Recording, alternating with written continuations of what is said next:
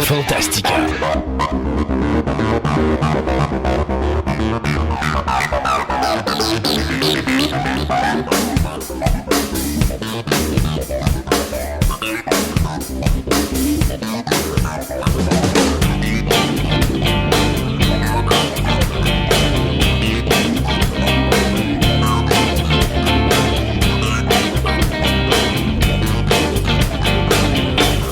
Bienvenue à vous tous à cette version abrégée de l'émission intitulée Fantastica. Mon nom est Christophe Lassens et il me fait grand plaisir de vous accueillir aujourd'hui pour vous présenter une des multiples chroniques réalisées dans le cadre de notre émission radio qui existe depuis 2003. Fantastica est une émission radio diffusée sur le web dans laquelle je m'entretiens pendant plus de 3 heures avec de nombreuses personnes qui nous parlent de diverses passions qui occupent notre quotidien de tous les jours. Au cours des années, nous avons amassé plusieurs centaines d'entrevues que nous vous présentons ici de façon individuelle avec des sujets qui passeront du cinéma à la musique, du jeu vidéo au comique et la bande dessinée, sans oublier des univers tels que l'astronomie, la mythologie, l'archéologie, la littérature, le paranormal et bien d'autres sujets. De plus, je vous présenterai également de multiples entrevues que j'ai réalisées avec diverses célébrités de différents milieux. Dans cette chronique scientifique, Sébastien Côté nous parle de l'univers de l'intelligence artificielle à travers les différents types de recherches scientifiques qui existent aujourd'hui et nous parle également des différents dangers de ce que représente cette nouvelle forme d'intelligence informatique.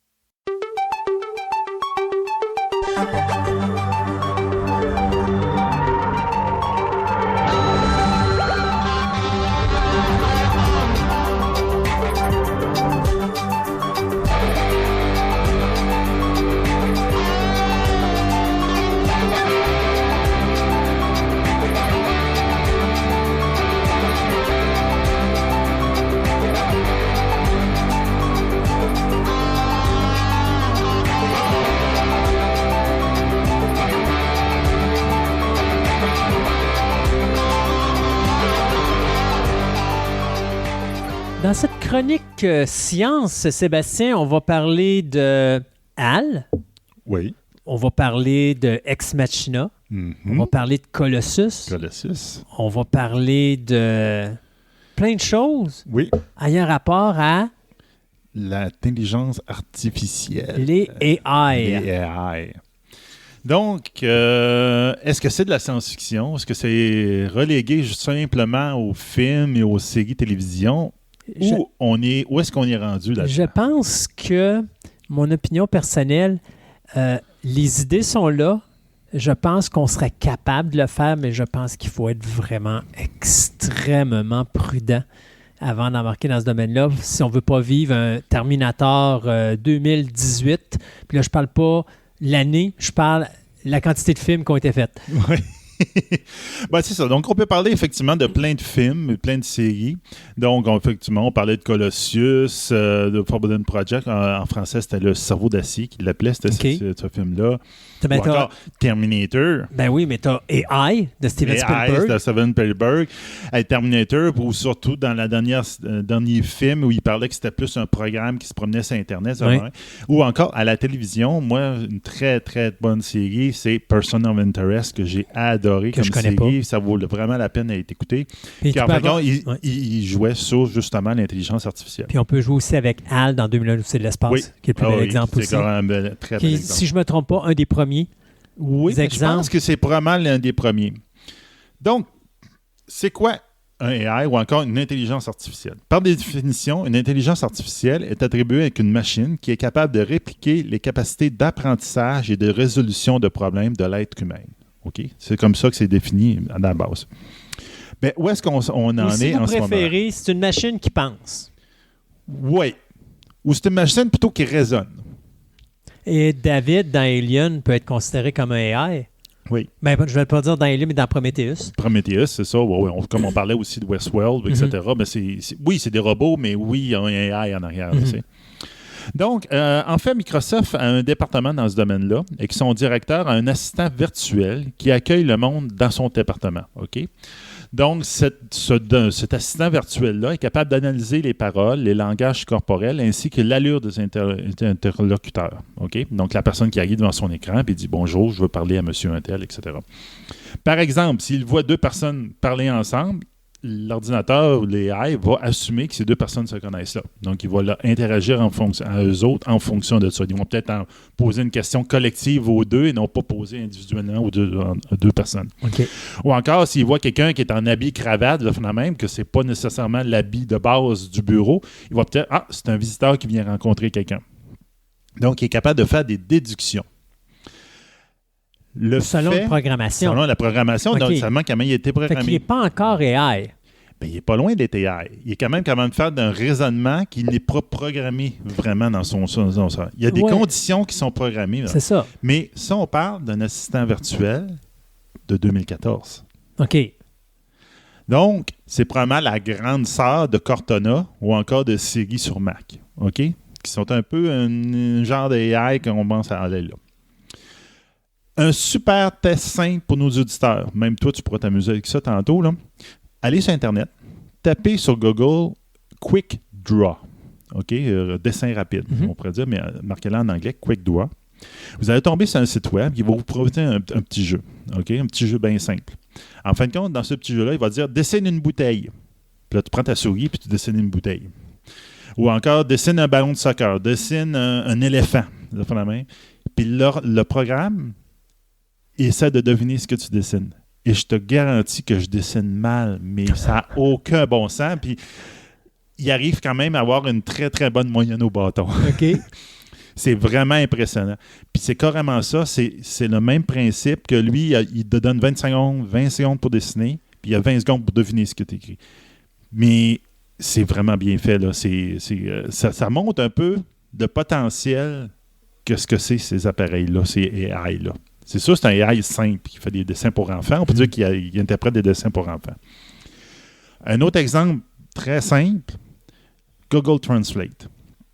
OK? Mais Google Translate. Excuse-moi de te couper. Oui. Mais pour moi, un AI, là, c'est un ordinateur qui va penser. Oui, mais il faut y aller étape par étape. Je vais te montrer. Suis-moi, tu vas voir un peu où est-ce que je m'en vais. Parce que là, je donne des exemples présents, puis après ça, je vais aller expliquer comment ils font ça en arrière. OK. Puis tu vas voir c'est quoi le but, puis c'est comment ils pensent qu'un AI doit penser. OK? Google Translate, OK, est très impressionnant. Donc, si tu l'as déjà utilisé avec ton cellulaire, tu t'en vas genre devant une pancarte qui est marquée en anglais ou en chinois, puis tu lui dis Translate, tu montes ta caméra, puis là, automatiquement, par-dessus, en superposition, il va te le mettre dans ton langage. OK. OK, donc si ta pancarte est en chinois, il va te marquer en français, refree, tu vas pouvoir avoir ton menu, etc. C'est extrêmement impressonnant, OK? Ce logiciel-là est basé sur ce qu'on appelle un neural network, donc un réseau de neurones artificiels. OK? Comme son nom l'indique, la programmation tente de répliquer comment ça marche dans notre cerveau. OK? Donc, c'est qu'il va faire des associations, il va faire des liens, mais qui ne sont pas programmés. OK. OK? D'avance. C'est pas le programmeur qui a pensé à tout. Ça, c'est bon. OK? Donc, ce logiciel-là, par exemple, tu vas lui montrer comment traduire de l'anglais au français. Tu vas lui dire comment traduire le français à l'allemand. Puis après ça, par lui-même, il va être capable de traduire l'allemand à l'anglais. OK? Il ne prendra pas ta phrase, il va traduire l'anglais au français, puis après ça, il va traduire du français à l'allemand. Non. Lui, il ne marche pas de même. Il va dire qu'entre l'allemand et l'anglais, si je me fie aux deux autres, il va se faire un langage entre les deux, qu'il y a juste lui qui comprend. L'humain, on va regarder cette espèce de langage informatique qui s'est inventé lui-même. On ne comprendra pas. On ne comprendra absolument rien de là. Mais lui, avec ça, il est capable de faire comme un langage universel, qui avec ça, il est capable de faire des principes et des significations en différentes langues qui arrivent à faire des liens. C'est comme ça que ça marche. Wow. Donc ça, c'est pas quelqu'un qui l'a programmé. Il a été programmé pour penser à faire ça, puis à partir de là, il est parti, puis il a trouvé ça. OK? Donc, avec ça, il est capable de faire des similitudes, puis des concepts, puis de faire des liens avec ça. couple avec ça des assistants virtuels, justement, de Microsoft qu'on a parlé tantôt. Puis là, tu peux vraiment être capable d'avoir un logiciel qui peut même reconnaître les cynismes, les blagues. C'est le fait que je dis pas vraiment ce que je pense, mais c'est une joke, là, c'est un double sens. Donc, on n'est vraiment pas si loin des fameux traducteurs universels de Star Trek, etc., qu'on avait.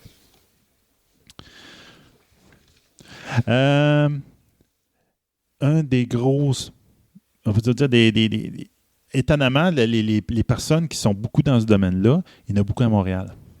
Montréal est une plateforme très importante pour les AI, entre autres l'intelligence. Il n'y a pas juste les AI. J'ai comme l'impression qu'au Québec, on est extrêmement fort en programmation informatique. Ouais. Je regarde, si mettons tu regardes les images synthèses à Hollywood, majoritairement, c'est quasiment tout fait à Montréal et à Québec, ouais. Exactement. Plus Montréal, mais effectivement, c'est incroyable. On dirait qu'on est le point central de l'univers de l'informatique. On dirait un point tournant.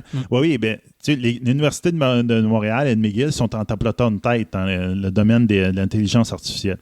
Entre autres, en janvier 2017, il y a eu un investissement de 200 millions de dollars provenant du fédéral et du privé qui ont été donnés à 3 universités de la métropole pour la rendant quasiment comme l'équivalent d'une Silicon Valley d'intelligence artificielle. Donc, vraiment, il y a un gros espoir là-dessus. Donc, ils vont justement se lancer dans le fameux Neural Network, le réseau neural. Ils vont partir là-dedans.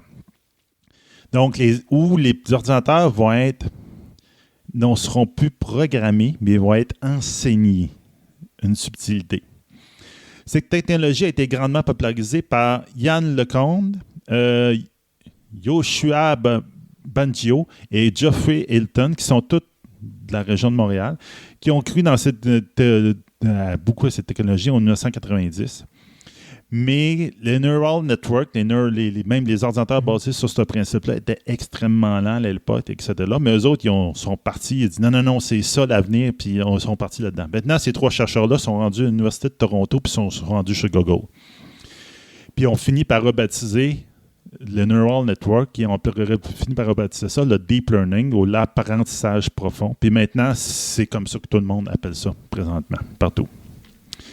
Donc, ces machines-là vont utiliser ce qu'on appelait donc le machine learning ou l'apprentissage automatique. Cette dernière marche à peu près comme un enfant. Quand un enfant, tu lui montres à parler, tu lui montres une image avec des animaux, un petit livre avec des animaux. Il dit ça, c'est éléphant, ça, c'est lion. Mais le but de l'enfant, c'est pas parce que tu lui montres une autre image de l'éléphant, une photo de l'éléphant, qu'il ne saura pas c'est quoi, là. Il va faire l'association. Un éléphant, ça ressemble à ça. C'est à 4 pattes, ça a une trompe, de faire la main. Puis quand il va voir un éléphant dans la vraie vie, il va faire « Ah, c'est un éléphant ». Mais c'est le même but. Tu vas montrer à l'ordinateur, au programme, voici un éléphant, voici plusieurs sortes d'éléphants. Puis après ça, tu lui montres d'autres images, puis tu dis « C'est quoi ça? » « Ah, c'est un éléphant. » Donc, tu n'as pas programmé les éléments, c'est lui qui va l'avoir appris. C'est la même chose qu'on voyait justement, je parlais tantôt de la série Person of Interest, où on voyait des flashbacks de Arnold, qui était là-dedans, l'un des personnages principaux, qui parlait à sa machine. Et en fin de compte, il apprenait. Tu ne voyais jamais rarement taper des lignes de code. Tu voyais vraiment, il interagissait avec la machine, puis il montrait des principes, il montrait des choses pour qu'elle apprenne par elle-même. Il dit, regarde, tu vas apprendre, tu vas finir par l'avoir. Donc, ça va être exactement la même chose. L'AI, c'est comme ça que ça va marcher dans le futur. Donc, ils vont lui montrer des avions jusqu'à un moment donné, il va comprendre qu'un avion, ça n'a pas de roue. Ça ne roule pas sur terre, ça vole, ça a des ailes, etc. Donc, tu sais, dans les films de style Terminator, OK, on fait souvent face à justement l'intelligence artificielle. Skynet, qui en fin de compte, c'est le méchant. Il déteste l'humanité. Mais c'est pas qu'il déteste l'humanité, mais à un moment donné, l'humanité devient un problème pour l'humanité, donc on va le régler. C'est un peu comme Colossus de Forbidden Project. Exactement. Colossus, à un moment donné, il y a une mission, c'est de contrôler les armements nucléaires pour s'assurer qu'il y a de la paix sur Terre. À un moment donné, quand il voit ça, il dit « C'est impossible pour moi de garantir la paix sur Terre » tant et aussi longtemps que je laisse le contrôle sur les armements nucléaires à l'être humain. Donc, qu'est-ce qu'il fait? Il se connecte avec l'ordinateur en Russie, puis après ça, il crée un réseau, puis là, il éjecte l'être humain, et là, il prend le contrôle de la race humaine, et il dit, là, à partir de maintenant, vous allez faire ce que moi, je vous dis de faire. Comme ça, il va y avoir la paix sur la Terre. Exactement. Donc, on a des... C'est la personnification principale qu'on voit dans les films d'un méchant ordinateur, là. Donc, il n'est pas méchant, Sébastien. Il est juste incompris. Il est incompris. Mais, justement, Google, ils ont tombé un peu sur comment que... J'allais dire le prototype de Skynet, mais comment que ça pourrait arriver, ce genre d'affaires-là. Donc, ce qu'ils ont fait, ils ont voulu tester leur logiciel qui s'appelle DeepMind System. Puis ils ont essayé de voir un peu comment ils se comporteraient. Puis là, ils ont vu, oh, OK, on a un problème, là, il va falloir être prudent dans l'avenir. Donc, ils ont voulu tester les capacités de coopération de ce nouveau AI-là en lui faisant un petit jeu bien simple de ramassage de fruits. OK? Pour ceux qui ne savent pas, DeepMind, c'est un AI qui a été fait en 2016. Il a battu pour la première fois le champion du jeu Go, qui est un jeu vieux de plus de 2500 ans, qui est encore beaucoup, beaucoup, beaucoup plus complexe que les échecs. Donc, c'est vraiment... quand tu dis on voit des combats avec les échecs, là, mais ça, c'est de la petite bière à côté du jeu Go, qui est un jeu plus asiatique. Donc, justement, en 2016, il a battu le champion mondial. Donc, ça avait toute l'approche de ça, justement, ça avait été justement conçu comme le fait qu'il essayait de prévoir les coups, mais aussi, il était capable de voir l'adversaire. Ah, lui, il joue de telle manière, puis, etc. Donc, ils ont pris DeepMind. Ils l'ont fait jouer un petit jeu bien simple.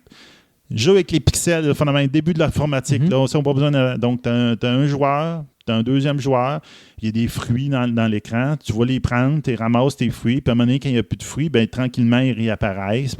Puis tu peux comme tasser ton adversaire, le paralyser un peu pour pouvoir l'empêcher de ramasser les fruits. Donc, ils se sont rendus compte que l'ordinateur, quand il jouait contre lui-même, il finissait par devenir hyper agressif dans le jeu. Très tôt dans le jeu, parce qu'il voyait que le seul moyen de gagner dans ce jeu-là, c'est d'éliminer mon adversaire. Parce que sinon, ça va faire égal-égal. Mais c'est de la logistique, dans le sens que, tu sais, un ordinateur, ça n'a pas de sentiment. Donc, ça a juste une logique. Donc, si la logique, pour gagner l'adversaire, ben, si je n'ai pas d'adversaire, je vais gagner. Donc, tu élimines l'adversaire. Puis plus la version de DeepMind est avancée, plus que c'est la version la plus récente, et plus qu'il devient, l'agressivité embarque très tôt dans le jeu. Donc, il dit, oh, OK, il va falloir regarder ça un peu, parce qu'il y a peut-être des problèmes s'ils n'ont pas la moralité. Non, exactement. C'est exactement ça. Ils ont essayé un autre jeu très différent, qu'en fin de compte, c'est des loups qui doivent compétitionner pour avoir une proie. Puis à ce moment-là, l'ordinateur il a tout de suite compris, OK, faut que je coopère, sinon je risque de ne pas avoir ma bouffe. Donc là, à ce moment-là, c'est qu'au contraire, il coopérait avec l'autre, puis il l'aidait. Là. Mais encore là, il coopère. Mais à partir du moment qu'il n'a plus besoin de l'autre pour avoir sa bouffe, il va éliminer l'autre parce qu'il va comprendre que la logique veut que si j'élimine l'autre, je vais en avoir plus pour moi. Ben oui, sauf que lui, il sait que demain, je vais en avoir besoin encore pour pouvoir avoir l'autre bouffe. Donc là, tu sais. Oui, mais à un moment donné, c'est ça le danger de l'ordinateur. L'ordinateur pense plus vite que nous autres. Toi, tu n'auras pas le minding de te dire c'est quoi la solution pour plus en avoir besoin pour garder le plus de bouffe. L'ordinateur, lui, pendant qu'il va penser à ça, lui, il va calculer c'est quoi je dois faire pour être capable d'être totalement autonome et pas avoir besoin de lui pour aller chercher le maximum. Parce que son objectif, c'est toujours d'aller chercher le top ratio. Donc, il faut vraiment aller chercher ce qui est le plus positif ou le plus accessible. Donc, pour lui, le but, c'est d'aller chercher de la nourriture. OK, parfait. C'est quoi? Qu'est-ce que je peux faire pour aller chercher le maximum de nourriture? Il faut que je trouve une manière d'éliminer celui qui, présentement, je suis pris avec, mais lui, il va chercher une manière de l'éliminer. À mon avis, il va peut-être essayer de trouver une manière de le faire. Il n'y a pas le choix. C'est ça, l'ordinateur. Lui, c'est la logistique. T'sais, nous, on a le cœur qui va dire à un moment donné, je dis pas. Je m'ennuie, il faut que je garde quelqu'un. Oui, puis mettons, toi, tu es masculin, puis c'est une personne féminine qui est à côté de toi, tu peux t'apprendre de la personne. Donc, là, tu fais un travail d'équipe parce que vous êtes deux, vous êtes un couple. Et non, mais lui, il ne voit pas ça de même. Lui, c'est des chiffres, c'est de la mathématique. Il n'y a aucun sentiment, il n'y a aucun. Alors, le numéro 2, il est un problème présentement pour lui. Il faut qu'il l'extermine parce qu'il faut qu'il aille chercher le maximum. Oui. Donc, tout, encore comme dans Terminator, en fin de compte, où Skynet construit des Terminators pour pouvoir faire un job spécifique, ben, en ce moment, Google aussi est en train d'utiliser sa même approche, dans le sens qu'il utilise des AI qui sont faites pour bâtir d'autres AI. Donc, eux autres, par essai-erreur ou comment ils vont voir avec le deep learning, ils vont être capables de créer des AI qui vont être plus performants qu'eux autres. Donc, l'ordinateur va créer quelque chose de plus intelligent que lui. Ça ressemble à ça. Donc, ça va être vraiment le même processus, comme on dit avec des enfants. Donc, essai-erreur, j'essaye ça. Non, ça marche moins bien. Ça. Puis, eux autres vont comme faire un moyen pédagogique pour enseigner à l'autre génération des AI. Donc, en ce moment, il y a une grosse... La nouvelle génération des AI vont probablement être faites par des AI à la base. Les applications qu'on peut avoir avec ça présentement, qu'on voit présentement. Première chose, il y a le travail des photos. Donc, il y a une application que Google va sortir bientôt qui ça va appeler Google Lens. Mais, je dis ça, mais il y a quelques temps, il y a une autre application sur un cell qui est à peu près semblable à ça qui est sortie, là, mais je ne me rappelle pas du nom, c'est Garden quelque chose. Là.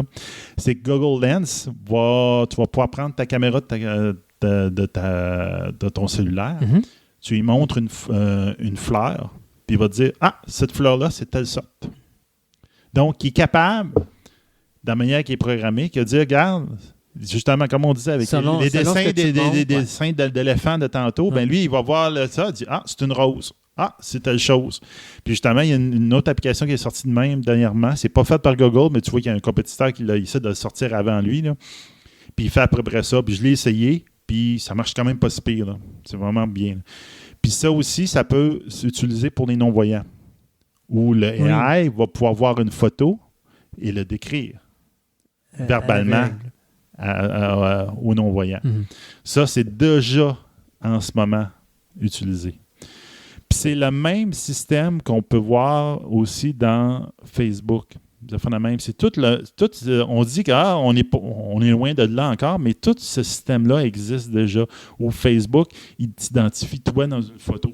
Il dit « Hey, je pense que c'est sur ta photo, tu es là-dessus. » Ça, c'est toute l'affaire. Puis c'est le même système qui permet de voir, dire « Ah, OK, regarde, cette personne-là, il a regardé tel site web. OK, donc il aime ce genre de sujet. Ben, je vais y en mettre des sujets semblables. » Donc, c'est un peu de même. S'il apprend en te côtoyant, en te voyant Cortana dans Windows ou dans Siri dans Mac, c'est carrément ça. C'est plus que tu utilises ce logiciel-là et plus qu'il s'adapte à ton type de recherche à toi.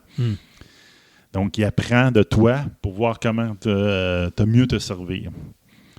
Donc, pour terminer, on pourrait dire que l'AI, M. Stephen Hawking, justement notre physicien émérite, avait donné justement l'année passée un avertissement par rapport au AI.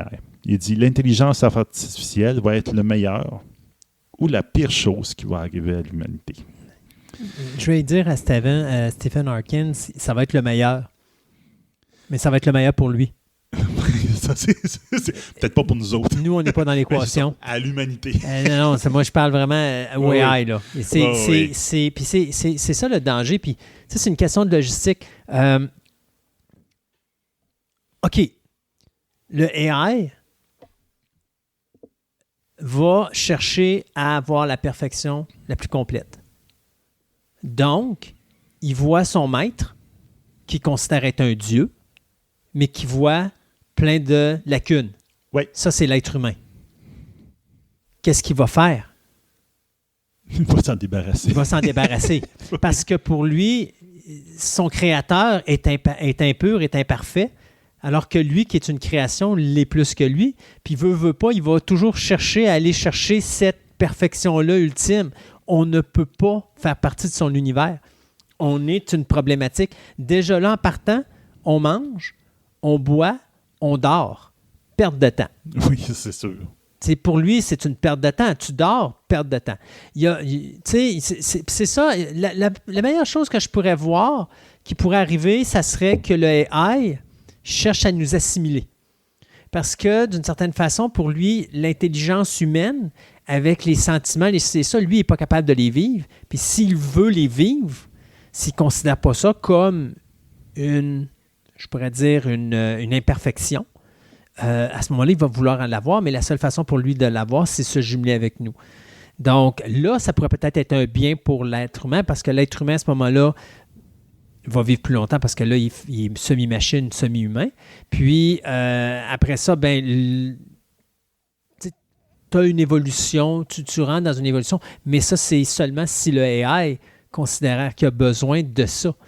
Parce que veut pas, on le sait comme toi puis moi, on le voit partout, qu'on le voit dans Star Trek, qu'on le voit dans Walking Dead, qu'on le voit dans ci ou qu'on le voit dans ça. Dès qu'il y a des sentiments, tu fais des erreurs. Mm-hmm. Un capitaine de vaisseau, la première chose qu'il faut qu'il fasse, c'est être totalement froid. Un médecin, quand il fait une opération, doit être totalement froid. Le patient, c'est un numéro. Il ne doit pas s'attacher à son patient. Pourquoi? Parce que s'il y a des sentiments qui sont impliqués là-dedans, il va y arriver de quoi?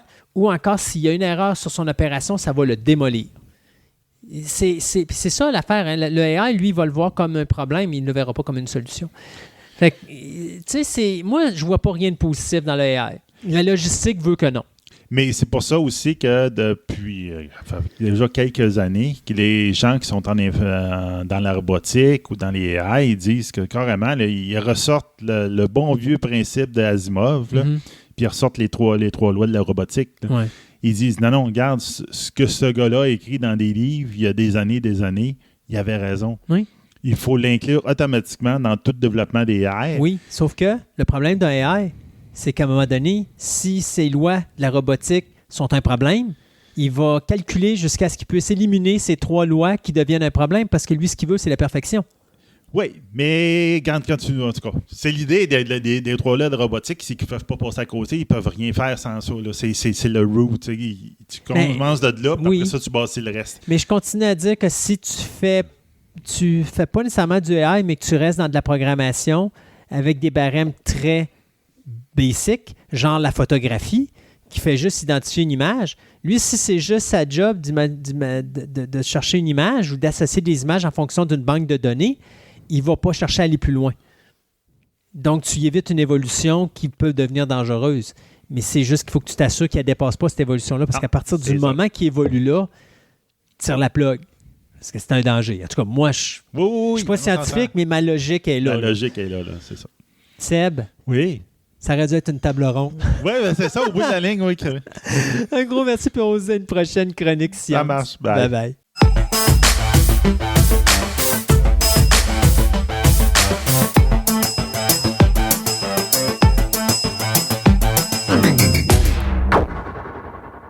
C'est déjà tout pour cette émission abrégée de Fantastica. Si vous désirez nous suivre, vous pouvez écouter notre programme de 3 heures qui est diffusé une fois ou 2 semaines, et ce, en vous inscrivant gratuitement à notre page Facebook de Fantastica Radio Web afin de connaître les dates de diffusion des nouvelles émissions. De plus, il vous est possible de vous rendre sur notre site web au www.fantasticaradioweb.com, Fantastica avec un K, afin d'obtenir plus d'informations sur cette émission, mais également sur mon podcast Programme Double, dans lequel je vous parle de la création de divers films qui ont marqué l'histoire du cinéma. Je vous remercie de votre écoute et je vous invite à nous rejoindre de nouveau ici même afin d'écouter notre prochaine édition abrégée de Fantastica.